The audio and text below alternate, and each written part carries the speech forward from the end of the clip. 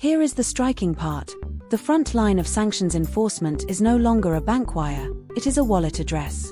Today, Friday the 7th of August, 2026, the United States Treasury blacklisted 2 more crypto exchanges, Shelbit Exchange and the Iran-based firm Aban Tether. The Office of Foreign Assets Control, the Treasury unit that runs the sanctions list, says both helped Iran shift money and dodge restrictions through sprawling corporate structures spread across multiple jurisdictions.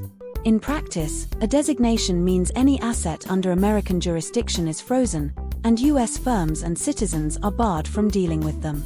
That matters enormously, because exchanges are the doorway between Iranian rials and dollar-linked tokens. Shut the doorway, and the money has to find a slower, costlier route. This is not a one-off, it is an escalating campaign. Back in early June 2026, Washington designated Nobitex, Iran's largest exchange, citing links to the central bank and the Revolutionary Guard, and reporting at the time indicated other platforms were named alongside it. Today's action also reached beyond Iran's borders, with an unlicensed exchange operating across several US states accused of processing millions of dollars in crypto tied to the Guard. Read those together and the strategy becomes obvious. Treasury started with the big domestic platform, then moved down the chain to the intermediaries and offshore brokers that took over the flow. Allies are moving in parallel. Britain expanded its action against Iran-linked shadow banking in May, and the European Union folded a crypto crackdown into its 21st Russia sanctions package in late July. The immediate impact is not a price crash, it is friction. Bitcoin is not swinging on this news, because these measures target specific entities and addresses rather than the market as a whole. The real effect lands on compliance desks. Global exchanges now screen harder, flagged addresses get blocked, and stablecoin issuers have the technical ability to freeze tokens sitting at a designated address. The uncomfortable truth is that ordinary Iranians turn to crypto precisely because the banking system was closed to them, so savers with no connection to the state often get caught in the same net. The practical result is a wider spread on every transaction, as remaining brokers charge more for the extra risk they are carrying.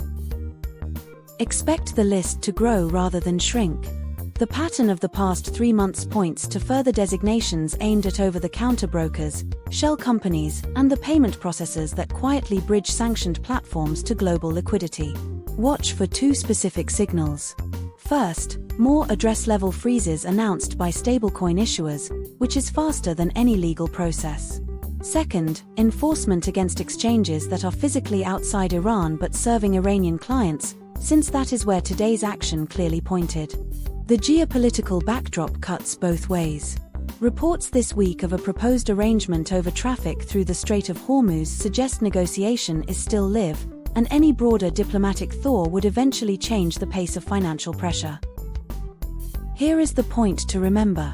Sanctions policy has completed its move from the banking system onto the blockchain, and the lesson of the 7th of August, 2026 is that decentralized technology does not make an exchange untouchable. Anything with a name, a bank relationship and a corporate address can be reached. For anyone holding or trading digital assets, the practical message is that knowing your counterparty now matters as much as knowing the chart. The question was never whether Iran could use crypto to move value. It was always how expensive, how slow, and how traceable that route would become, and today it became measurably more of all 3.